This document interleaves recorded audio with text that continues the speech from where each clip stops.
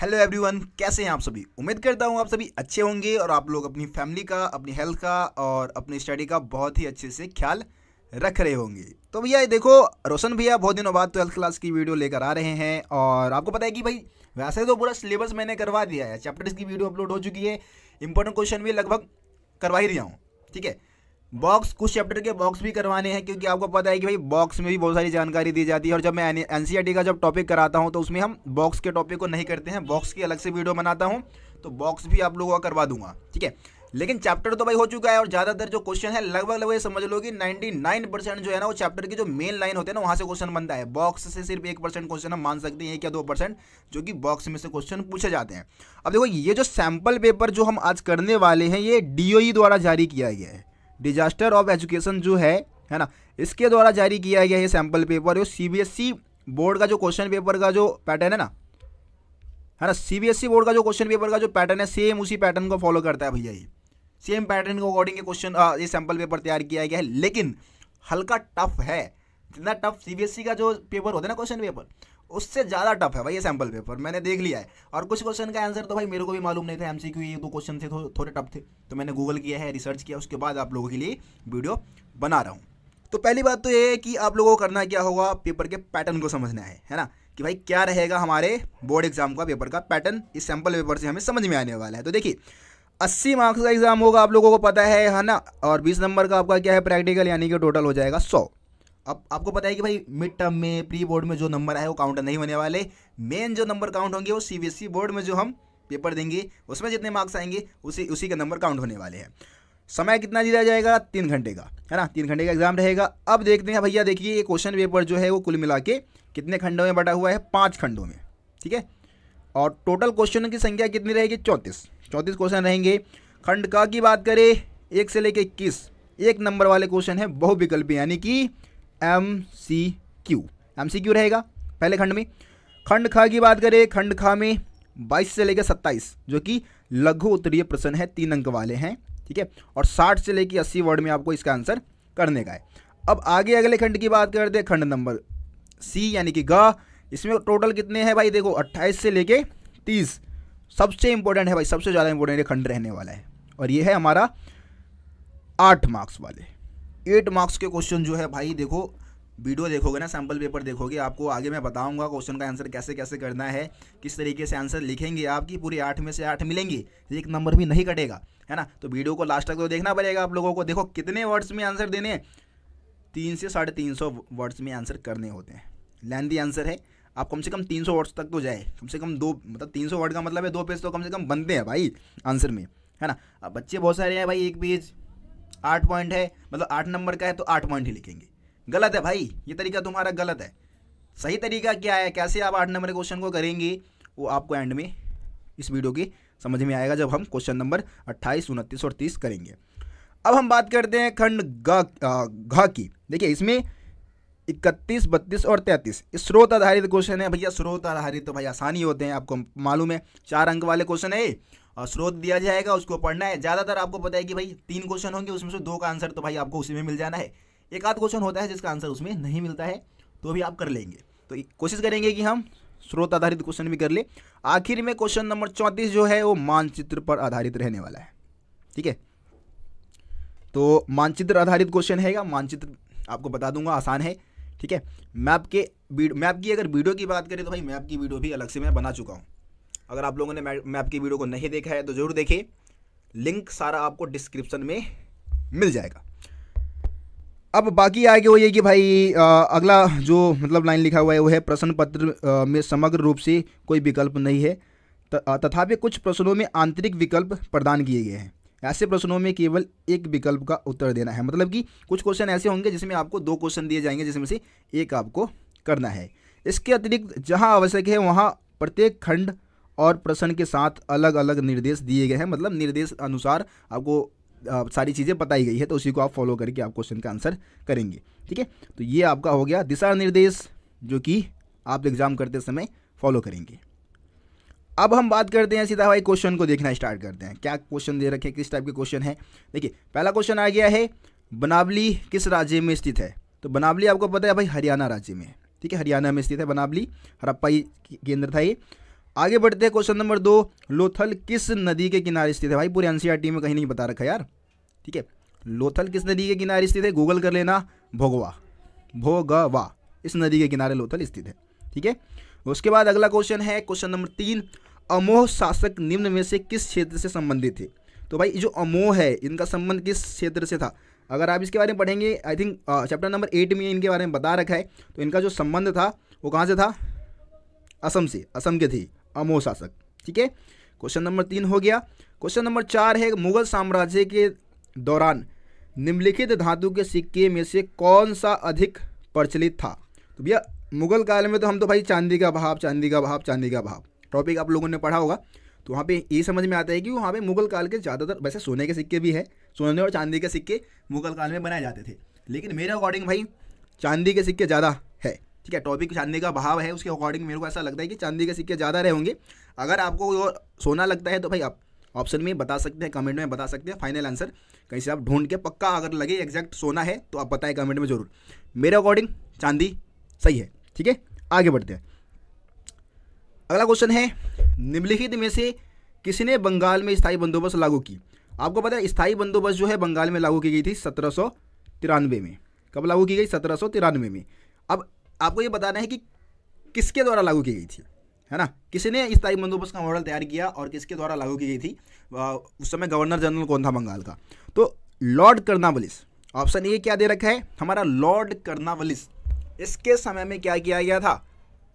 जो स्थायी बंदोबस्त था उसको लागू किया गया था, ठीक है। तो ये आसान क्वेश्चन था बहुत ही, चैप्टर नंबर 10 में से था ये। आगे बढ़ते हैं। देखिए एक और चीज़ यार, अभी भी बहुत सारे स्टूडेंट हैं जो कि सोच रहे हैं कि भाई हम स्टडी करें ना करें, स्टडी में मन नहीं लग रहा है उन लोगों का। अगर आप लोग चाहेंगे ना तो मैं एक मोटिवेशनल वीडियो बना दूंगा आप लोगों के लिए, ताकि थोड़ा हो सके आपको स्टडी में थोड़ा मन लगने लग जाए। देखिए ऐसा है ना कि आपको मालूम होगा कि अभी भी बहुत सारे स्टूडेंट हैं जो कि सोशल मीडिया पे फालतू का टाइम ख़राब कर रहे होते हैं, सोने में बहुत ज़्यादा टाइम ख़राब कर रहे हैं स्टूडेंट लोग, है ना। तो एक मैं मतलब हर वीडियो में एक लाइन मेरे को रहता है, तो मैं बोल देता हूँ कि भाई जब आप सो रहे होते हैं ना तो कोई ना कोई होगा जो पढ़ रहा होगा, वो मेहनत कर रहा होगा, और जब आप उससे मिलोगे ना तो आपसे काफ़ी आगे निकल चुका होगा, ठीक है। कंपटीशन आपको पता है कितना ज़्यादा है, और आप यूँ ही फालतू के सोशल मीडिया में रील्स देखने में, यूट्यूब पे शॉर्ट्स वीडियो देखने में, वो 1 मिनट 15 सेकेंड और 30 सेकेंड की वीडियो आती है, उसको देखने में आप टाइम ख़राब कर देते हैं। गलत है भाई, सही में पछताना पड़ेगा। कोई ना कोई होगा जो इन सारी चीज़ों को त्याग दिया होगा, रील्स देखना बंद कर दिया होगा, शॉर्ट्स वीडियो देखना बंद कर दिया होगा, है ना, और जम के मेहनत कर रहा होगा, रात को पढ़ रहा होगा, सुबह उठ के पढ़ रहा होगा,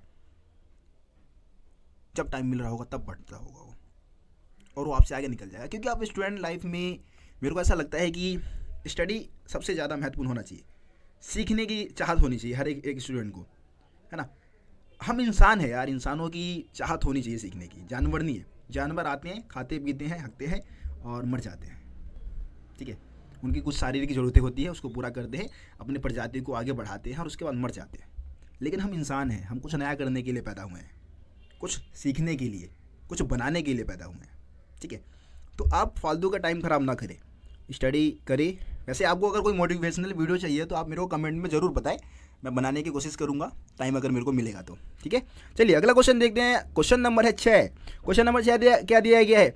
निम्नलिखित में से कौन सा विकल्प सही है, ठीक है। सही विकल्प का चयन करना है। आप देखो एमसीक्यू में क्या होता है ना भैया, एमसीक्यू में बच्चे एक चीज़ और गलत करते हैं, वो ना तैर फैर में होते हैं भैया, कि अब तो भाई क्वेश्चन का आंसर कर देंगे, हम मालूम है, क्वेश्चन पढ़ते बोलते हैं हाँ भाई मालूम हो गया चलो, और सीधा टिक लगा देते हैं, ABC में से कोई भी लगा दिया।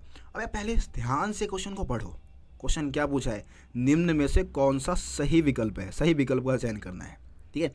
4 ऑप्शन है, सही विकल्प कौन सा है? देखिए पहला ऑप्शन है, गांधी जी ने 1930 में भारत छोड़ो मिशन शुरू किया। अबे क्या बोल रहा है अबे तू, गलत है ये तो, ऑप्शन ए गलत है। कब चला था भारत छोड़ो आंदोलन? 1942 में, ठीक है। उसके बाद ऑप्शन बी दिया गया है, गांधी जी ने अपना पहला भाषण चंपारण में दिया। अबे क्या बोल रहा है तू, ये भी गलत बोल रहा है यार। गांधी जी ने पहला भाषण जो दिया था वो बनारस हिंदू विश्वविद्यालय के उद्घाटन समारोह में दिया था 1916 में, है ना, ये भी गलत हो गया। उसके बाद अगला है, गांधी जी ने उग्र राष्ट्रवादी नेताओं के रूप में कार्य किया। उग्र मतलब जो मारकाट में विश्वास करते थे, है ना। तो क्या गांधी जी ऐसे थे भाई? गांधी जी तो ऐसे नहीं थे, गांधी जी तो अहिंसा को फॉलो करते थे, तो ये भी गलत हो गया। अगला है गांधी जी के गोखले उनके राजनीतिक गुरु थे, यानी कि यहाँ पे गोपाल कृष्ण गोखले की बात की जा रही है, जो कि गांधी जी के राजनीतिक गुरु थे, सलाहकार थे। उन्होंने रास्ता दिखाया उनको, है ना। उन्होंने बोला कि भाई पूरे भारत का भ्रमण करो। पहले जब 1915 में महात्मा गांधी भारत आए थे तो भ्रमण करने के लिए बोला था, घूमने के लिए बोला, जानो लोगों की समस्या को जानो। तो यहाँ पे ऑप्शन डी जो दिया गया है वो सही है, और सही विकल्प का चयन करना था, यानी कि ऑप्शन डी लगा दो। आगे बढ़ते हैं।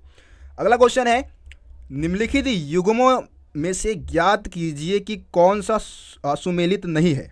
मतलब सुमेलित मतलब यहाँ पे क्या बताना है कि जो भी यहाँ पे आपको मेल दिया गया है, मिलान जो दिया गया वो सही मिलान नहीं है, ठीक है। सुमेलित नहीं है यानी कि सही मिलान नहीं है वो, ठीक है। ये आपको बताना है इस क्वेश्चन में।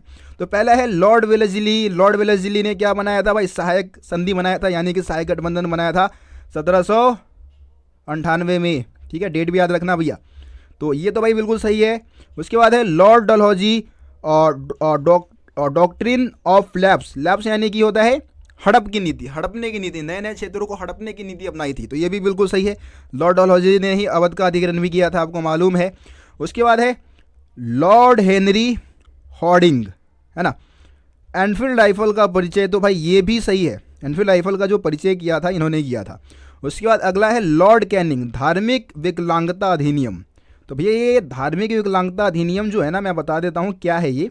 धार्मिक विकलांगता अधिनियम जो है वो 1950 में पारित किया गया था। बुक में, वैसे एनसीईआरटी बुक में मैंने कहीं पढ़ा नहीं है, मैंने इसको भाई गूगल पे सर्च करके आपको बता रहा हूँ। 1950 में ये धार्मिक विकलांगता अधिनियम पारित किया गया, ठीक है। और इसके अंतर्गत क्या था कि कोई, जैसे हिंदू धर्म में क्या होता है कि संपत्ति माता पिता के मरने के बाद ना उसके बच्चे, जो पुत्र होते हैं, जो बच्चे होते हैं, उसको पूरी संपत्ति का अधिकार मिल जाता है। लेकिन दूसरे धर्म में ऐसा नहीं है। तो किसी ने मान लो धर्म परिवर्तन कर दिया, कोई हिंदू है वो ईसाई बन गया, तो संपत्ति पे उसका अधिकार नहीं होगा, ऐसा ये तो परंपरा बस हिंदू धर्म में है। लेकिन धार्मिक विकलांगता अधिनियम के तहत ये था कि अगर कोई व्यक्ति ईसाई भी बन जाता है तो भी उसके माता पिता के संपत्ति पे क्या हो जाएगा, उसका पूरा अधिकार हो जाएगा। ऐसा कुछ था भाई, ऐसे कुछ मैंने यूट्यूब पे मतलब गूगल सर्च किया हूँ, तो ऐसे कुछ वहाँ पे मेरे को पढ़ने को मिला, ठीक है। और लॉर्ड कैनिंग के बारे में बोला कि लॉर्ड कैनिंग के समय में ये अधिनियम पारित हुआ, तो ये गलत है, ठीक है। 1950 में तो लॉर्ड कैनिंग भाई थे भी नहीं, ये तो 1956 में भारत के गवर्नर जनरल में गलत बोल दिया भाई, 1950 नहीं 1850 बोलेंगे एक चीज़। और यहाँ पे ना आप क्या करेंगे, 1850 करेंगे, ठीक है। 1850 भाई, सॉरी गलती के लिए माफ़ी चाहता हूँ, तैर फैर में गलती हो गई। तो 1850 में ये धार्मिक विकलांगता का जो अधिनियम है वो पारित किया गया था। और इस समय ना लॉर्ड कैनिंग तो भाई भारत के गवर्नर जनरल थे ही नहीं। ये कब बने थे भारत के गवर्नर जनरल? 1856 में, जब 1857 का विद्रोह हुआ था उससे एक साल पहले बने थे। अरे बात समझ में, ठीक है। तो यहाँ पे जो सही सुमेलित नहीं है वो ऑप्शन डी है आपका, यानी कि ऑप्शन डी आप यहाँ पे लगाएंगे, ठीक है। आगे बढ़ते हैं, क्वेश्चन नंबर 8 देखते हैं। क्वेश्चन नंबर 8 है, निम्नलिखित में से कौन संविधान सभा का सदस्य नहीं था? तो भाई संविधान सभा के सदस्य की बात करें, आपको पता है जवाहरलाल नेहरू तो थे, मदन मोहन मालवीय की बात करें तो ये नहीं थे, ठीक है। राजेंद्र प्रसाद भी थे, सरदार वल्लभ भाई पटेल भी थे, तो तीनों थे। यहाँ पे ऑप्शन डी आपको लगाना है, मदन मोहन मालवीय। ये संविधान सभा के सदस्य नहीं थे। इन्होंने इनकी बात करूँ तो इन्होंने काशी हिंदू विश्वविद्यालय है ना, उसकी स्थापना की थी इन्होंने, उसके संस्थापक के रूप में जाने जाते हैं। आई बात समझ में? आगे बढ़ते हैं। क्वेश्चन नंबर 9 है, जैन धर्म के अनुसार महावीर से पहले कितने तीर्थंकर हुए? तो आपको पता है सिंपल सा आसान क्वेश्चन है। महावीर जैन से पहले जैनियों के 23 तीर्थंकर हो चुके थे, तीर्थकर हो चुके थे, और जो महावीर जैन थे वो 24वें थे, ठीक है। यहाँ पे ऑप्शन डी आपका सही उत्तर है। उसके बाद अगला क्वेश्चन देखते हैं, क्वेश्चन नंबर 10, निम्न में से किस मंदिर का उपयोग केवल विजयनगर के शासकों और उनके परिवार द्वारा किया जाता था? चैप्टर नंबर 7 का क्वेश्चन है विजयनगर साम्राज्य वाले का। तो यहाँ पे जो आपका ऑप्शन जो सही होगा वो है हजार राम मंदिर। कौन सा? हजार राम मंदिर। हजार राम मंदिर ऐसा मंदिर था जिसका इस्तेमाल केवल विजयनगर के शासक और उसके परिवार के सदस्य ही कर सकते थे, ठीक है। 10 हो गया भाई। 11वें क्वेश्चन की तरफ बढ़ते हैं। 11वां क्वेश्चन है, निम्नलिखित में से कौन अर्थशास्त्र पुस्तक के लेखक है? तो भैया अर्थशास्त्र पुस्तक को किसने लिखा? तो अर्थशास्त्र पुस्तक को लिखा है चाणक्य ने। चाणक्य को और किस नाम से जानते हैं? कौटिल्य के नाम से भी जानते हैं। इनको हम विष्णुगुप्त के नाम से भी जानते हैं। चंद्रगुप्त मौर्य के गुरु थे, ठीक है। इन्होंने लिखा अर्थशास्त्र नामक पुस्तक, जो कि मौर्य साम्राज्य के बारे में जानकारी प्राप्त करने का एक महत्वपूर्ण स्रोत भी है। ठीक, आगे बढ़ते हैं। क्वेश्चन नंबर 12 दिया गया है, निम्नलिखित में से कौन सी भाषा विजयनगर में राय और नायक द्वारा बोली जाती थी। मतलब राय और नायक कौन सी भाषा बोलते थे, तो राय और नायक जो थे वो कन्नड़ और तेलुगु भाषा बोलते थे। ठीक है, राय और नायक कौन सी भाषा बोलते थे, तेलुगु और कन्नड़। साउथ की भाषा भाई यही चलती है, आपको पता है। आगे बढ़ते हैं। Question number 13। क्वेश्चन नंबर 13 दिया गया कि निम्न में से किस युद्ध ने विजयनगर साम्राज्य को कमजोर कर दिया। कमजोर मतलब कि पतन में एक महत्वपूर्ण भूमिका निभाया। तो आप लोगों को मालूम है भैया, तालीकोटा का युद्ध। तालीकोटा के युद्ध ने क्या किया, विजयनगर को बहुत ही कमजोर बना दिया था। ठीक है, और तालीकोटा के युद्ध के बारे में आपको बता दूं, ये जो युद्ध हुआ था वो 1565 में हुआ था। कब हुआ, 1565 में। इसको और किस नाम से जानते हैं भैया, इसको हम राक्षसी तागड़े के युद्ध के रूप में भी जानते हैं। तो ये हो गया आपका 13वां क्वेश्चन। 14वें क्वेश्चन की बात करते हैं, निम्न में से किस बेगम ने सांची स्तूप के संरक्षण के लिए धन प्रदान किया। मतलब कि ये 4 ऑप्शन दिया गया है, जिसमें से किसी एक बेगम ने क्या किया है, सांची के स्तूप के संरक्षण में महत्वपूर्ण भूमिका निभाई और धन का अनुदान भी दिया, पैसे खर्च किए बचाने के लिए सांची के स्तूप को। तो यहाँ पे शाहजहाँ बेगम, नूरजहाँ बेगम, रुकैया बेगम, नूर उन निसा बेगम, 4 ऑप्शन है, जिसमें से शाहजहाँ बेगम सही उत्तर होगा। शाहजहाँ बेगम ने खर्च किए पैसे, किसको बचाने के लिए, सांची के स्तूप के संरक्षण में, मतलब उसको बचाने के लिए। अगला क्वेश्चन है, उत्तर प्रदेश के उपखंड बड़ौत के ग्रामवासियों को किसने संगठित किया। 1857 के विद्रोह में उत्तर प्रदेश का जो बड़ौत परगना था, वहाँ से लोगों को, जो ग्रामीण वासी थे, उनको किसने संगठित किया था, तो शाहमल। किसने किया था, शाहमल ने किया था। और गोनू जो है वो छोटा नागपुर से था, ये छोटा नागपुर। ठीक है, लेकिन आपका यहाँ पे बड़ौत परगना पूछा है, तो शाहमल यहाँ पे क्या हो जाएगा, आपका सही उत्तर हो जाएगा। ठीक है, आगे बढ़ते हैं। अब देखो यहाँ पे कुछ और एग्जाम्पल भी दे रखे, जैसे गोनू आपको मैं बता दिया छोटा नागपुर। कुंवर सिंह कहाँ से थे, आरा से थे। ठीक है, आरा से लीड कर रहे थे इस विद्रोह को। नाना साहब कहाँ से थे, कानपुर से थे। ठीक है, आगे बढ़ते हैं। क्वेश्चन नंबर 16 क्या दे रखा है, क्वेश्चन नंबर 16 दे रखा है कि लाहौर सम्मेलन के बारे में निम्नलिखित कथनों में से गलत कथन है। अब यहाँ पे भाई गलत बताना है। मैं आपको पहले बता चुका हूँ, एमसीक्यू क्वेश्चन को ना हमें ध्यान से पढ़ना चाहिए पहले। तो लाहौर सम्मेलन के बारे में कौन सा गलत है, देखिए, यह दिसंबर 1929 में आयोजित किया गया, ये तो भैया सही है। पूर्ण स्वतंत्रता की प्रतिबद्धता का उद्घोषण किया गया, मतलब पूर्ण स्वराज की जो डिमांड थी, मतलब उद्घोषणा हमने कर दी देश में, ये भी सही है। अध्यक्षता वल्लभ भाई पटेल ने की, ये तो भैया गलत है। अगला भी पढ़ लेते हैं। 26 जनवरी 1930 को स्वतंत्रता दिवस मनाया गया, मतलब उसके बाद इसी सम्मेलन के बाद हमने क्या किया, स्वतंत्रता दिवस मनाया, तो ये भी सही है। अब देखिए यहाँ पे जो ऑप्शन सी दिया गया है वो क्या है, गलत है। इस सम्मेलन में जो अध्यक्ष थे वो पंडित जवाहरलाल नेहरू थे। ठीक है, सरदार पटेल नहीं थे, तो ये गलत है, यानी कि यहाँ पे ऑप्शन सी आपको लगाना है। ठीक है, उसके बाद हम क्वेश्चन नंबर 17 की बात कर लेते हैं। क्वेश्चन नंबर 17 क्या है, किस आंदोलन में पहली बार महिलाओं ने बड़ी संख्या में भाग लिया। तो देखिए महिलाओं, आपको पता है कि जब नमक सत्याग्रह चलाया गया था तो उसमें महिलाओं ने बहुत ज़्यादा संख्या में भाग लिया था, और जब नमक सत्याग्रह चल रहा था तो उसी के साथ साथ भारत में सविनय अवज्ञा आंदोलन की शुरुआत हो चुकी थी। ठीक है, नमक सत्याग्रह के साथ ही, तो सविनय अवज्ञा आंदोलन यहाँ पे आपका सही उत्तर होगा। ठीक, कुछ बच्चे असहयोग आंदोलन ही बोलेंगे, लेकिन असहयोग आंदोलन से ज़्यादा जो मतलब जिसमें महिलाओं ने बढ़ चढ़ के भाग लिया वो सविनय अवज्ञा आंदोलन ही था। सविनय अवज्ञा आंदोलन, इसमें ऑप्शन सी आपका सही उत्तर होगा। आगे बढ़ते हैं। क्वेश्चन नंबर 18 है, क्रिप्स मिशन के साथ बातचीत में कांग्रेस ने प्रस्तावित किया, मतलब जब क्रिप्स मिशन आया था 1942 में, क्रिप्स मिशन, ठीक है, कब, 1942, सर स्टेफर्ड क्रिप्स की अध्यक्षता में ये भारत आए थे, ये मिशन आया था। तो क्या हुआ कि कांग्रेस पार्टी ने एक प्रस्ताव रखा और जिसके तहत क्रिप्स मिशन असफल रहा, मतलब वो उसको वापस लौटना पड़ा। जो भारतीय सरकार के साथ, जो उस समय अंतरिम सरकार थी, उससे जो भी भारतीय नेताओं के साथ जो बात करने के लिए जो प्रस्ताव मतलब करने आया था, जो बात करने आया था क्रिप्स मिशन, उसमें असफल रहा वो। तो कांग्रेस पार्टी ने एक प्रस्ताव बस रखा था, उसी के साथ ही ये जो वार्ता थी वो भंग हो गई थी, टूट गई थी। तो इसमें से कौन सा है, यहाँ पे ऑप्शन आप सी देखिए, ऑप्शन सी देखेंगे हम, वायसराय को चाहिए कि वह पहले किसी भारतीय को अपने रक्षा सदस्य के रूप में नियुक्त करे। ठीक है, ये प्रस्ताव रखा गया था किसके लिए, किसके द्वारा, कांग्रेस पार्टी के द्वारा। ठीक है, वायसराय से ये डिमांड की थी कि भारतीयों को रक्षा सदस्य के रूप में क्या किया जाए, नियुक्त किया जाए। लेकिन इसी के साथ कृष्ण मिशन क्या रहा, असफल हो गया। ठीक है, तो यहाँ पे ऑप्शन सी आपका क्या होगा, क्वेश्चन नंबर 18 का सही उत्तर होगा। अब हम अगले क्वेश्चन की बात करते हैं। अगला क्वेश्चन दिया गया है, क्वेश्चन नंबर 19 है, भारत छोड़ो आंदोलन के दौरान समांतर सरकार स्थापित की गई। यहाँ पे वैसे क्वेश्चन ये होना चाहिए कि कहाँ पे स्वतंत्र सरकार की स्थापना की गई। ठीक है, ऐसे क्वेश्चन होना चाहिए। तो ऑप्शन क्या दिया गया, नोआखली, दिल्ली, मेदिनीपुर और सतारा और पंजाब।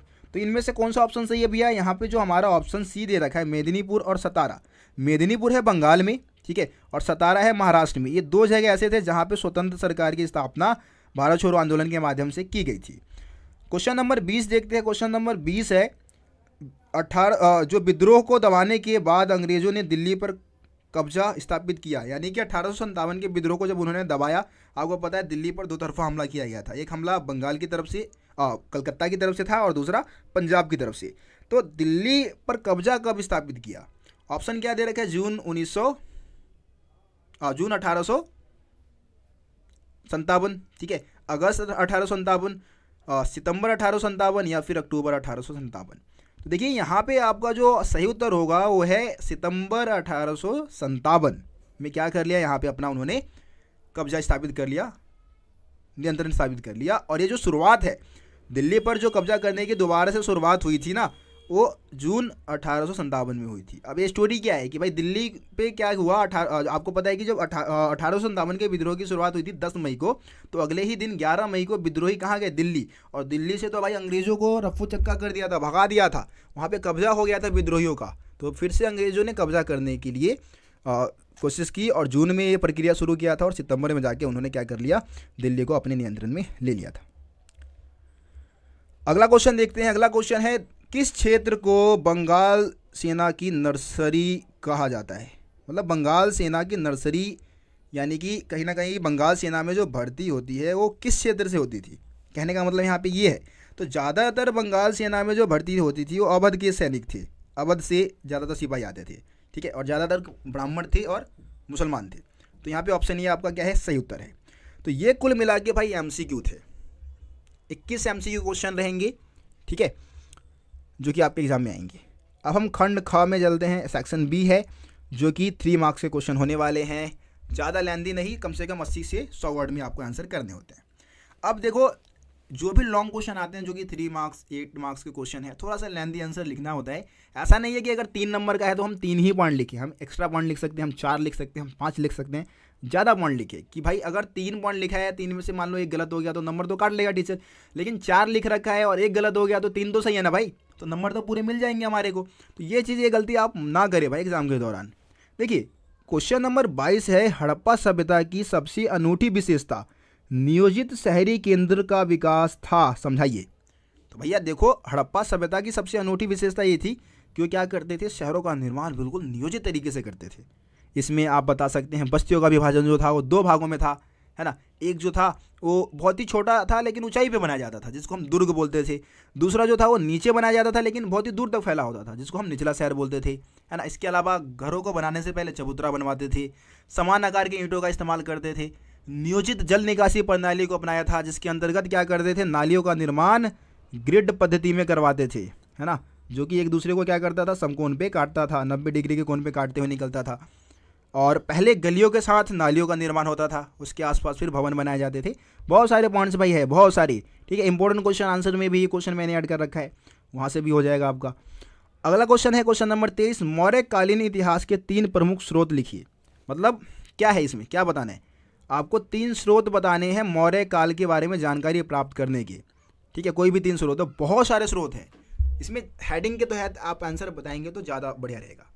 3 हेडिंग लिखे और उसको डिफाइन कर दे अच्छे से, जिसमें सबसे पहले आप बता सकते हैं मैक्सनीज की इंडिका, है ना। मैक्सनीज जो था यूनानी राजदूत था, उसने इंडिका नामक पुस्तक लिखी थी, उससे जानकारी मिल जाती है, बहुत ही सुंदर वर्णन है इसमें।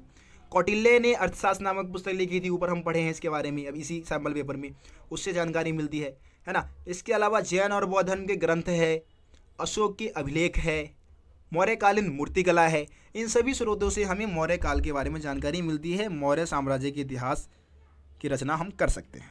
ठीक है, आगे बढ़ते हैं। क्वेश्चन नंबर 24, विजयनगर साम्राज्य के फले फूले व्यापारी और वाणिज्य पर एक संक्षिप्त टिप्पणी लिखी है। तो यहाँ पे आपको विजयनगर साम्राज्य के व्यापार और वाणिज्य की बात करनी है, व्यापार की बात करनी है। विजयनगर साम्राज्य में कौन कौन सा व्यापार होता था, किन किन वस्तुओं का व्यापार होता था, कहाँ कहाँ से व्यापार होता था, ये सब आपको बताना है। तो देखिए, विजयनगर साम्राज्य के अगर हम व्यापार की बात करें तो भाई विजयनगर साम्राज्य के जो व्यापारी थे मध्य एशिया से घोड़े का आयात करते थे, क्योंकि विजयनगर साम्राज्य में घोड़ों की कमी थी, है ना। घोड़े के व्यापारी को कुदरई या फिर चट्टी के नाम से जाना जाता था। इसके अलावा विजयनगर के जो महंगे लोग थे, अमीर लोग थे, वो महंगी विदेशी वस्तुओं की मांग करते थे जो कि दूसरे देशों से लाया जाता था। इसके अलावा विजयनगर के खुद के बाजार भी जो थे वो अपने मसालों के लिए, अपने रत्नों के लिए बहुत ज़्यादा फेमस थे, और इसका व्यापार वो दूसरे देशों से करते थे, और व्यापार से जो टैक्स मिलता था उसी से साम्राज्य और ज़्यादा समृद्ध होता जा रहा था। तो ये पॉइंट आप यहाँ पे लिखे। ठीक है, आगे देखते हैं। अगला क्वेश्चन है, अगला क्वेश्चन क्या दिया गया है, वर्नियर के भूमि के ताज के स्वरूप स्वामित्व के विवरण ने 18वीं शताब्दी के बाद से पश्चिमी सिद्धांतकारों को प्रभावित किया।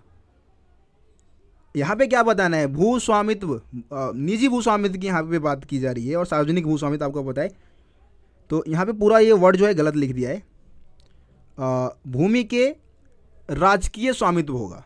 ठीक है, जो यहाँ पे लाइन लिखा है गलत लिख दिया भाई, मिसप्रिंट हो गया होगा। भूमि के राजकीय स्वामित्व के विवरण, निजी स्वामित्व होगा वैसे, क्योंकि फ्रांसवा वर्नियर जो था वो निजी भू स्वामित्व में विश्वास करता था। ठीक है, निजी भू स्वामित्व को सपोर्ट किया था। मैं भी थोड़ा कंफ्यूज हो गया यहाँ पे, क्योंकि क्वेश्चन गलत लिख दिया इन्होंने। तो जो फ्रांसवा वर्नियर था वो निजी भू स्वामित्व के पक्ष में क्या किया था, अपना विवरण दिया था। वो तो भाई राजकीय भू स्वामित्व के खिलाफ था वो। ठीक है, तो निजी भू स्वामित्व का जो विवरण था उसने क्या किया है, 18वीं शताब्दी के जो बहुत सारे पश्चिमी सिद्धांतकार थे, जो विद्वान थे, उनको प्रभावित किया। ठीक है, तो निजी भू स्वामित्व में, क्योंकि फ्रांसवा वर्नियर बहुत विश्वास करता था, राजकीय भू स्वामित्व को वो नापसंद करता था। ठीक है, और वो उसने जो विचार दिए उसमें बहुत सारे विद्वानों को प्रभावित किया। यहाँ पे 2 नाम आप लिख सकते हैं, जैसे कि एक नाम था आपका मोंटेस्को का, जो कि कहाँ से था, फ्रांस से था। ठीक है, उसको प्रभावित किया था। और एक आपका कार्ल मार्क्स, ठीक है, जो कि जर्मनी के हैं, कार्ल मार्क्स, उनको भी प्रभावित किया था। इन दोनों के बारे में इस क्वेश्चन में आप लिख सकते हैं। ठीक है, आगे हम बात करते हैं क्वेश्चन नंबर 26 की। 1857 के विद्रोह के धार्मिक कारणों का उल्लेख कीजिए। तो 1857 के विद्रोह के धार्मिक कारण क्या थे, धर्म के ऊपर प्रहार हुआ था, है ना।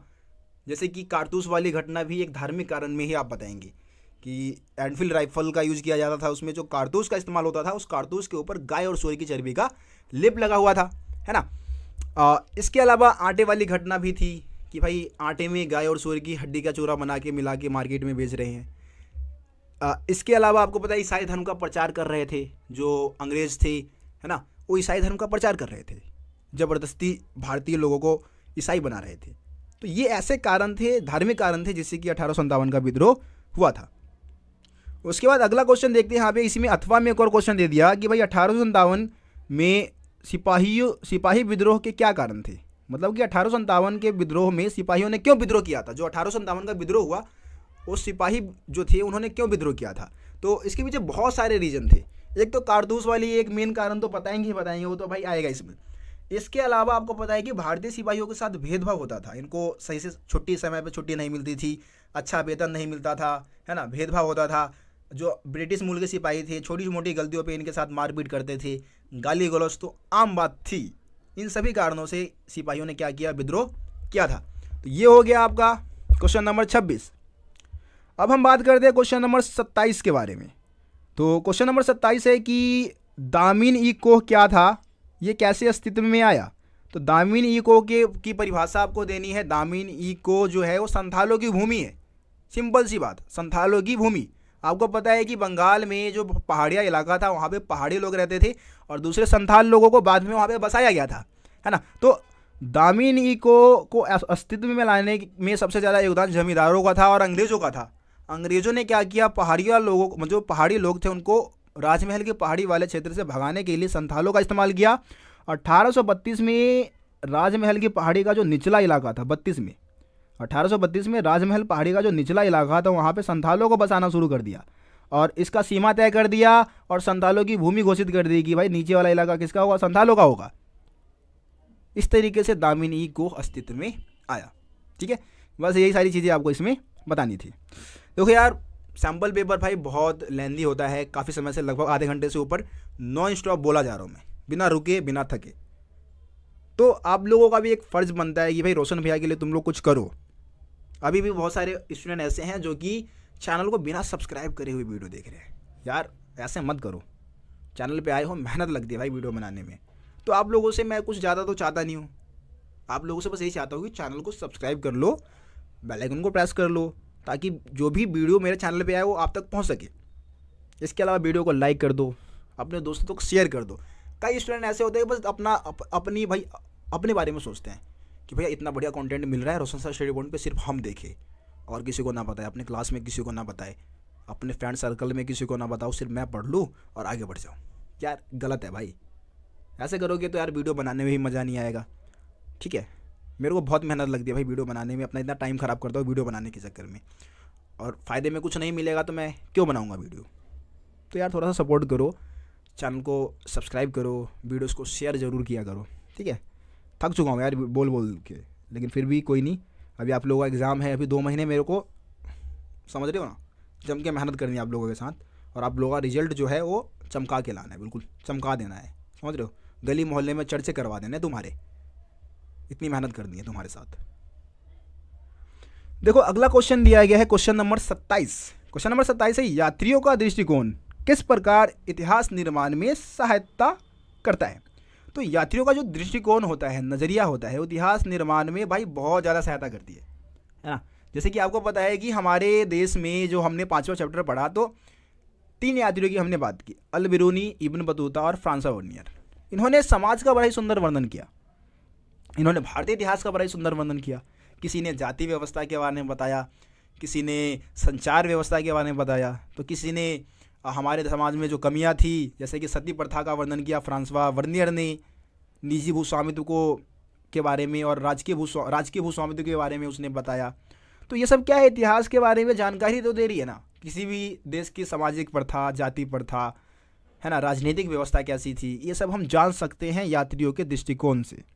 ठीक है, तो कोई भी यात्री जो है वो बहुत सारी चीज़ें बता के जाते हैं, उनके जो वृत्तांत होते हैं, उन्होंने जो वृत्तांत लिखे उससे कि हम क्या कर सकते हैं, किसी इतिहास के बारे में बहुत सारी जानकारी प्राप्त कर सकते हैं। ठीक है, तो ये हो गया आपका क्वेश्चन नंबर 27। अब देखिए अगला क्वेश्चन है हमारा खंड ग में। ठीक है, अब ये 8 नंबर के क्वेश्चन है भैया, 8 नंबर की, बहुत इंपॉर्टेंट है भाई ये क्वेश्चन। 8 या 24 नंबर तो इसी के हो गए, और इन 8 नंबर क्वेश्चन में भाई वही जो स्टूडेंट है वो पूरे नंबर ला सकते हैं जो एक तरीके से आंसर लिखेंगे। अब 3 नंबर में भाई थोड़ा बहुत आपने पॉइंट्स बना दिए, लिख दिए, नंबर आपको मिल जाएंगे, लेकिन 8 नंबर के क्वेश्चन को हम तरीके से करेंगे ना, एक सही तरीके से, जब जाके ही नंबर मिलेगा। अब तरीका क्या होता है 8 नंबर के क्वेश्चन को करने का तरीका, सिंपल सा तरीका ये है कि हमें क्या करना है, सबसे पहले 8 नंबर के क्वेश्चन में एक प्रस्तावना लिखना है। प्रस्तावना बोले तो भूमिका बोल सकते हैं हम, भूमिका है ना, भूमिका यानी कि इंट्रोडक्शन, इंग्लिश में बोलते हैं इंट्रोडक्शन देना है। उसमें हमें क्या करना है, क्वेश्चन को समझाना है। भूमिका होगा, प्रस्तावना होगा, वो कम से कम 4 से 5 लाइन में होगा। हम क्या करेंगे, उस क्वेश्चन को समझाएंगे कि भाई क्वेश्चन में हम क्या बताने जा रहे हैं। उसके बाद हम क्या करेंगे, मेन आंसर लिखना स्टार्ट करेंगे, और आंसर हम कोशिश करेंगे हेडिंग्स में लिखने की। हेडिंग अगर 8 नंबर का है, 8 हेडिंग बना के हमने क्वेश्चन का आंसर कर दिया, और लास्ट में अपने को क्या कर देना है, एक निष्कर्ष लिख देना है। अब हेडिंग को भाई बिना डिफाइन करने नहीं छोड़ना, हेडिंग को डिफाइंड भी करना है। ठीक है, एक हेडिंग को कम से कम 2 से 3 लाइन 4 लाइन में आपको डिफाइन करना है। ठीक है, ये तरीका अपनाएंगे। इसके अलावा आखिर में लिखेंगे एक निष्कर्ष। निष्कर्ष बोले तो पूरा निचोड़ क्या रहा, क्या सीखा आंसर लिखने के बाद आपने। निष्कर्ष ये बताता है कि भाई सही में बच्चे को आता है चीज़ें, वो समझता है चीज़ों को। अब आप सीधा आंसर लिख दोगे तो एग्जामिनर को समझ में नहीं आएगा कि रट्टा मार के आया है बच्चा, इसने रट्टा मारा है बस और रटी हुई आंसर लिख दिया। उसने कुछ भी क्रिएटिविटी नहीं दिखाई, अपने तरफ से कुछ नहीं बनाया उसने। ठीक है, तो इस तरीके से 8 नंबर का आंसर करेंगे। सबसे पहले इंट्रोडक्शन लिखेंगे, उसके बाद मेन पॉइंट लिखेंगे, वो भी हेडिंग के साथ। अगर हेडिंग के साथ नहीं लिख रहे हो, अगर सिर्फ पॉइंट्स लिख रहे हो तो ज़्यादा पॉइंट लिखो, 12 पॉइंट लिखो, 15 पॉइंट लिखो, है ना, 10 पॉइंट कम से कम लिखो। ठीक है, उसके बाद निष्कर्ष तो सब में डालो, बिना निष्कर्ष के कोई भी 8 नंबर का क्वेश्चन मत लिखना। मतलब लिखना है लेकिन लास्ट में निष्कर्ष जरूर लिखना है। कहने का मतलब मेरा ये है कि निष्कर्ष करना ही, लिखना ही लिखना है, ठीक है। तो इस तरीके से आप करेंगे। मैं गारंटी के साथ कह रहा हूँ कि भाई कोई भी एग्जामिनर जो होगा ना वो आपको 8 नंबर तो दे ही देगा, ठीक है। 7.5 भी दे देगा भाई, कोई काटने वाला होगा वो कहीं ना कुछ कमी निकाल के काट लेते हैं, ठीक है। तो ये तरीका अपना है। अब क्वेश्चन के आंसर को हम समझते हैं, क्या क्या आंसर आप लिखेंगे। देखिए क्वेश्चन नंबर 28 है, महाभारत की भाषा सामग्री की व्याख्या करें। तो इसमें आपको महाभारत की भाषा एवं विषय वस्तु का वर्णन करना है, ठीक है। तो इसमें आप थोड़ा बहुत लेखक के बारे में ही बता सकते हैं, क्योंकि 8 नंबर का है तो हमें थोड़ा लेंदी आंसर बताना है। सबसे पहले हम महाभारत के बारे में थोड़ी सी जानकारी देंगे। महाभारत क्या है? भारत का एक प्रसिद्ध महाकाव्य है ना। इसमें 2 दलों के बीच में हुए युद्ध का वर्णन है, कौरव और पांडव, ठीक है। इसमें क्या होता है कि जो पांडव है उनकी विजय होती है। हस्तिनापुर की जो गद्दी है, हस्तिनापुर को लेकर यह महाभारत का युद्ध होता है।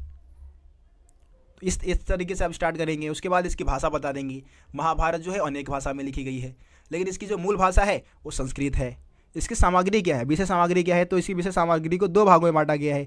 एक आपका क्या है, आख्यान है ना, एक है आपका उपदेशात्मक, समझ जाओ, उपदेशात्मक, ठीक है। आख्यान में किसका वर्णन है? कहानियों का वर्णन है। उपदेशात्मक भाग में उपदेश देने वाली जो चीज़ें है उसका वर्णन किया गया है। उपदेशात्मक भाग का बढ़िया एग्जाम्पल है श्रीमद् भगवत गीता, ठीक है। लेकिन ये जो विभाजन किया गया विषय सामग्री का वो पूरी तरीके से स्पष्ट नहीं है। कई बार आख्यान वाले भाग में उपदेश देने वाली बातों को जोड़ दिया गया और कई बार कहानियों का वर्णन आख्यान वाले भाग में कर दिया गया। तो ये विभाजन पूरी तरीके से स्पष्ट नहीं है। उसके बाद थोड़ा बहुत लेखक के बारे में लिख दो। महाभारत के अनेक लेखक है। सबसे पहले मूल कथा के रचयिता भाट सारथी थे, है ना। उसके बाद ब्राह्मणों ने कब्जा कर लिया 500 ईसा पूर्व में। उसके बाद मनुस्मृति से बहुत सारे श्लोकों को इसमें जोड़ा गया है। शुरू में क्या था कि महाभारत केवल 10,000 श्लोकों वाला एक छोटा सा ग्रंथ था, लेकिन जब इसमें मनुस्मृति से श्लोकों को जोड़ा गया, उपदेशात्मक श्लोकों को उठा के डाला गया, तो 1 लाख श्लोकों वाला विशाल का ग्रंथ बन गया। इसके जो मेन लेखक माने जाते हैं वो ऋषि वेदव्यास, महर्षि वेदव्यास को माना जाता है। तो इस तरीके से आप पॉइंट इसके लिखेंगे। अगला क्वेश्चन थोड़ा सा लॉजिकल है, समझने वाला है कि उन साक्ष्यों पर चर्चा करें जो बताते हैं कि रिश्तेदारी और विवाह के बारे में ब्राह्मणवादी नुस्खे सार्वभौमिक रूप से पालन नहीं किए गए। अब देखो क्वेश्चन को थोड़ा घुमाया गया, लेकिन क्वेश्चन का पूछने का जो मेन जो चीज़ इसमें पूछा गया वो ये पूछा गया है कि ब्राह्मणों द्वारा बनाए गए नियमों का पालन क्या सदैव होता था, हमेशा होता था? तो भैया नहीं होता था, है ना। ब्राह्मणों ने जो नियम बनाए प्राचीन काल में वो हमेशा उसका पालन थोड़ी नहीं होता था। बहुत सारे ऐसे एग्जाम्पल मिलते हैं, जैसे कि हम यहाँ पे बात कर लेते हैं गोत्र के नियम। गोत्र के नियम के तहत ये था कि एक गोत्र के सदस्य आपस में विवाह नहीं करेंगे, लेकिन भैया ये सातवाहन शासक क्या करते थे, एक ही गोत्र में विवाह संबंध बनाते थे, है ना। सातवाहन रानियाँ क्या करती थी, शादी के बाद भी अपने पिता के गोत्र को बनाए रखती थी। ये इसके अलावा आपको पता है कि संपत्ति पे महिलाओं का अधिकार नहीं होना चाहिए था, लेकिन प्रभावती गुप्त ने संपत्ति पे अधिकार जता रखा था। इसने भूमि दान भी किया, तो प्रभावती गुप्त का एग्जाम्पल बढ़िया है, ठीक है। इसके अलावा बहुत सारे चांडालों ने घटिया किस्म की ज़िंदगी जीने से मना कर दिया। ब्राह्मणों को सीधा बोल दिया कि हम घटिया किस्म की ज़िंदगी नहीं जिएंगे। इसके अलावा एकलव्य जैसे जो लोग थे जो कि जंगल में रहते थे, उनके ऊपर ब्राह्मणों द्वारा बनाए गए नियमों का कोई असर नहीं पड़ता था, ठीक है।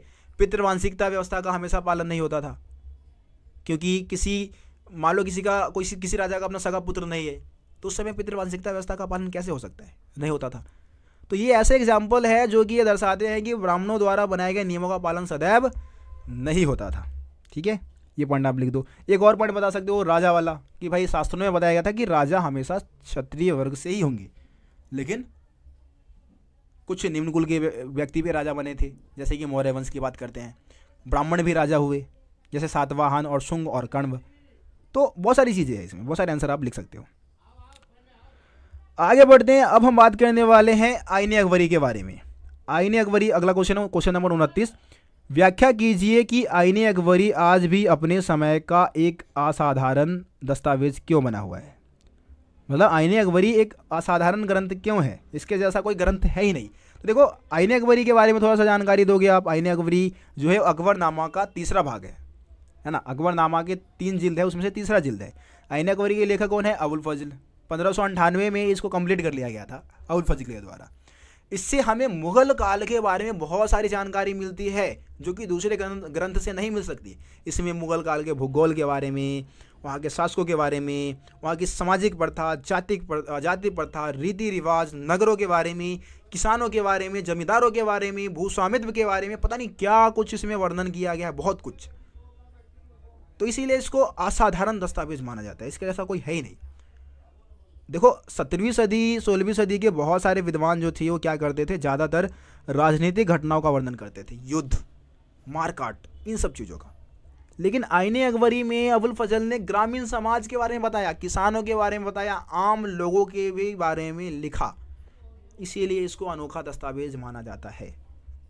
ठीक है, तो इस तरीके से इसका आंसर करेंगे आप। आगे बढ़ते हैं। क्वेश्चन नंबर, इसी में एक और क्वेश्चन दे रखा है कि 16वीं से 17वीं शताब्दी में ग्रामीण कारीगरों की भूमिका का वर्णन कीजिए। तो ये भी मुगल काल वाले से 8वें चैप्टर से क्वेश्चन है कि 16वीं से 17वीं शताब्दी में जो ग्रामीण कारीगर थे उनके बारे में आपको बताना है। तो देखो मुगल काल में तो भाई दस्तकार जिनको हम बोलते हैं या फिर शिल्पकार जिनको हम बोलते हैं वो बहुत ज़्यादा संख्या में थे।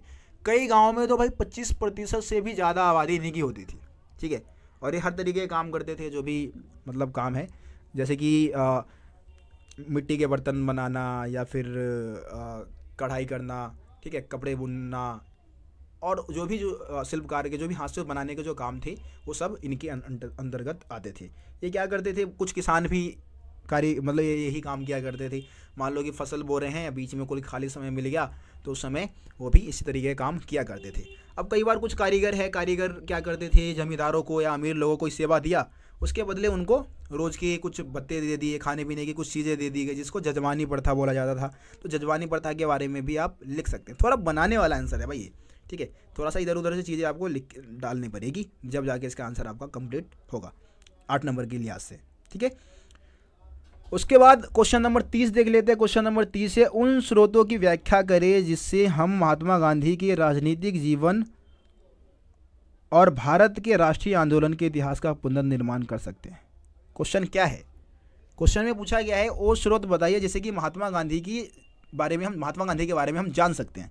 तो आपके जो 13वां चैप्टर है उसमें आखिरी टॉपिक यही है, महात्मा गांधी को समझना। वहाँ पे 4 पॉइंट बता रखे हैं, उनके बारे में ही इसमें आपको समझाना है। जैसे कि पहला है सार्वजनिक स्वर और निजी लेखन, जिसमें कि महात्मा गांधी के जो दोस्त वगैरह थे या उनके जो दुश्मन थे उन्होंने क्या किया, कुछ भाषण दिए उनके बारे में, या फिर कुछ पत्र लिखे, उससे जानकारी आप प्राप्त कर सकते हैं, है ना। आत्मकथाएं हैं, आत्मकथाएं महात्मा गांधी की खुद की आत्मकथा लिखी गई है, उससे भी हम महात्मा गांधी के बारे में जान सकते हैं। पुलिस की रिपोर्ट है, बहुत सारी पुलिस की रिपोर्ट है, जैसे कि गृह विभाग की रिपोर्ट है। तो ये सब महात्मा गांधी के बारे में जानकारी प्राप्त करने का स्रोत है। अखबार से भी आप जान सकते हैं। ठीक है, ये स्रोत है, 4 स्रोत मेन बताए, लेकिन उसको बहुत सारे मतलब जो 4 हेडिंग बनाएंगे तो हेडिंग में बहुत सारे पॉइंट आप लिख सकते हैं। ठीक है, उसके बाद इसमें एक और क्वेश्चन दे रखा है, निजी पत्र और आत्मकथाएं हमें ऐसे व्यक्ति के बारे में क्या बताती है। मतलब एक व्यक्ति के बारे में हमें निजी पत्रों से और आत्मकथा से क्या जानकारी मिलती है। ये स्रोत आधिकारिक खातों से कैसे भिन्न है। तो क्या बताना है आपको इसमें, पहले तो आपको बताना है निजी पत्र और आत्मकथा से आप क्या जान सकते हो किसी भी व्यक्ति के बारे में। तो निजी पत्र है, उससे आप बहुत कुछ जान सकते हैं, सोच दूसरा व्यक्ति उसके बारे में। जैसे कि निजी पत्र का एग्जांपल देके समझाता हूँ। महात्मा गांधी ने क्या किया, मतलब जवाहरलाल नेहरू ने क्या किया, महात्मा गांधी को एक पत्र लिखा, निजी पत्र। तो उससे क्या पता चलेगा कि महात्मा गांधी के बारे में नेहरू की क्या सोच थी, है ना, उसके नज़रिए से महात्मा गांधी को देखते थे। ये हो गया। आत्मकथा तो भाई बहुत कुछ बता देगा, पूरा जीवनी बता देता है, तो पूरी जीवनी का मालूम हो जाएगा। लेकिन अब ये आधिकारिक खातों से कैसे भिन्न है। आधिकारिक खाते यानी कि यहाँ पे जो भी सरकार द्वारा जो रिपोर्ट तैयार की गई है उससे अलग होता है। ठीक है, मतलब आधिकारिक खाते जो होते हैं ज़्यादातर सार्वजनिक होते हैं, सबके लिए होते हैं, उसको कोई भी देख सकता है, कोई भी पढ़ सकता है। लेकिन निजी पत्र जो होते हैं वो सबके लिए नहीं होता, सब कोई उसको थोड़ी नहीं पढ़ पाएगा, और बहुत सारे निजी पत्र तो आपको मिलेगा भी नहीं। तो इस तरीके से ये इसमें अंतर होता है। ठीक है, इस तरीके से इसका आंसर आप कर सकते हैं। आगे बढ़ते हैं। देखिए स्रोत आधारित क्वेश्चन है और सेक्शन डी स्रोत आधारित क्वेश्चन आपको पता है कि भाई ज़्यादातर आंसर आपको इसमें मिल जाना है, तो आप इसको खुद ही करने की कोशिश करें। कोई क्वेश्चन का आंसर आपको इसमें नहीं मिलता है तो आप कमेंट में मेरे को बताएं। वैसे मैंने पढ़ लिया, ज़्यादातर आंसर आपको इसमें मिल जाएगा। एक आध क्वेश्चन का आंसर नहीं मिलेगा, आप उसको खुद करने की कोशिश करें। कुछ काम तो खुद करो ना यार, सब कुछ मैं ही करवा दूंगा क्या। मानचित्र देख लेते हैं भैया, मानचित्र में क्या दे रखा है। देखो मानचित्र दे दिया है हमारे को नीचे इधर। अब यहाँ पे अपने को देख लेते हैं, मानचित्र में 2 प्रकार के क्वेश्चन हैं। आपको क्या दिखाना है मानचित्र में, आपको दिखाना है सांची, बनावली, लाहौर। ये 3 जगह दिखा दो, या फिर अथवा में विजयनगर साम्राज्य की राजधानी ये दिखा दो। ठीक है, विजयनगर दिखा दो और विजयनगर साम्राज्य की राजधानी दिखा दो। तो ये है। अब देखिए यहाँ पे हम तीनों जगह दिखा देते हैं, ऊपर जो 3 दिए गए हैं हम उसको दिखा देते हैं, सांची, मनावली और लाहौर। तो सांची आपको पता है भैया एमपी में है, सांची का है भैया हमारा, सांची होगा हमारा एमपी में। ठीक है, थोड़ा जूम करते हैं, हाँ जी, एमपी में आपको बीच में दिखा देना है सांची। ठीक है, मनावली की बात करें तो भाई मनावली हरियाणा में है, हरियाणा ये रहा आपका ऊपर की तरफ, आप हरियाणा में क्या दिखा देंगे, आप दिखाएंगे मनावली। ठीक है, उसके बाद एक और लोकेशन दे रखा था, कौन सा दे रखा था आपका, लाहौर। तो भैया लाहौर तो भैया पाकिस्तान में है ना, इधर पंजाब की तरफ, यहाँ पे दिखा दो, इस जगह पे थोड़ा चल नहीं रहा ये, 1 मिनट, यहाँ दिखा दो, यहाँ जो मैंने टिक किया है वहाँ पे आपका लाहौर हो जाएगा। ठीक है, पंजाब के ऊपर पाकिस्तान में दिखाना है। उसके बाद इसी मानचित्र में देखो दूसरा क्वेश्चन क्या दिया गया है, 34.2 है हमारा, कि इसी रेखा चित्र मानचित्र में क्या किया गया है, ए और बी 2 स्थल चिन्हित किए गए हैं जो कि 1857 के विद्रोह के केंद्र है। ये भी हमें बता दिया कि ये दोनों जगह जो चिन्हित किए गए हैं वो 1857 के विद्रोह के केंद्र है। तो ये 2 लोकेशन टिक करना है। देखो ये दे रखा है भैया आपका यहाँ पे यूपी में, ये छोटा सा जो लोकेशन दे रखा है यहाँ पे है आपका झांसी, क्या है भैया, झांसी। ठीक है, दूसरा ये आपका कलकत्ता, सही से लिख देता हूँ मैं। ठीक है, यहाँ है आपका कलकत्ता और यह है आपका झांसी। ये 2 लोकेशन है 1857 के विद्रोह की। बस बाकी नीचे दृष्टिबाधित बच्चों के लिए क्वेश्चन दे रखा है, तो इसको भी हम एक बार कर लेते हैं। देखिए 34.1 है क्वेश्चन की, हड़प्पा काल के किन्हीं 2 तटवर्ती स्थलों के नाम बताइए। तटवर्ती यानी कि जो समुद्र किनारे स्थित है। ठीक है, तो यहाँ पे बालाकोट का नाम बता दो, आप बता दो नागेश्वर का नाम बता दो, ये 2 जगह हो गए। अगला क्वेश्चन है कि अशोक के साम्राज्य के अधीन किसी एक क्षेत्र का उल्लेख कीजिए। तो भाई अशोक के साम्राज्य के अंतर्गत अगर हम बात करें तो आप दिखा सकते हो, उड़ीसा दिखा दो आप। ठीक है, कलिंग था, कलिंग उड़ीसा में, वो दिखा दो आप। उसके बाद है विजयनगर साम्राज्य की राजधानी का नाम बताइए। तो भाई विजयनगर साम्राज्य की राजधानी का नाम क्या है, हम्पी था इसकी राजधानी, है ना। आखिर में क्वेश्चन दिया गया कि महात्मा गांधी के किन्हीं 2 गांधीवादी आंदोलन के किन्हीं 2 केंद्रों का उल्लेख कीजिए। तो गांधीवादी आंदोलन के किन्हीं 2 केंद्र बता दो भाई, कोई भी 2 केंद्र बता दो, आप चंपारण बता दो, आप खेड़ा बता दो, आप अहमदाबाद बता दो, है ना, कोई भी 2 केंद्र का नाम बता दो। हाँ, तो इस तरीके से आपका ये जो सैम्पल पेपर है वो करा दिया गया है। अब देखो यार, किसी भी क्वेश्चन में डाउट है आप कमेंट में पूछ सकते हैं, कमेंट मैं ज़रूर पढ़ता हूँ, कोशिश भी करता हूँ रिप्लाई दे दूँ। अगर आपके कमेंट में दम होगा ना तो ज़रूर रिप्लाई दिया जाएगा। अगर फालतू कमेंट करोगे तो कतई रिप्लाई नहीं देने वाला मैं। ठीक है, अच्छे कमेंट करोगे भैया पक्का रिप्लाई करूँगा मैं तुम्हारे कमेंट का। ठीक है, बाकी यार मैं उम्मीद करता हूँ कि आप लोगों को सभी क्वेश्चन अच्छे से समझ में आ गया होगा, अब कोई डाउट नहीं बचा होगा। काफ़ी टफ था, थोड़ा सा टफ था ये सैम्पल पेपर, इतना नहीं आएगा आपके सीबीएसई बोर्ड का जो पेपर है, इतना टफ नहीं आएगा। ठीक है, पूरे यूट्यूब पे भाई देखो डीओई द्वारा जो जारी किया गया सैम्पल पेपर है, मेरे हिसाब से अभी तक किसी ने सॉल्व नहीं करवाया है, रोशन भैया ने ही करवाया है। तो यार मारो ना, वो लाल वाला जो वो दिख रहा है ना, वो वहाँ पे उंगली देकर मारो। ठीक है, मतलब दबा दो बस उसको, थोड़ा सा टच कर दो, उसमें सब्सक्राइब वाले बटन को टच कर दो, और वो मतलब लाइक वाला जो बटन है उसको भी टच कर दो, बस इतना कर दो, और कुछ नहीं चाहिए तुम लोगों से। मिलता हूँ फिर अगली वीडियो में, तब तक के लिए जय हिंद, जय भारत, अपना ख्याल रखें।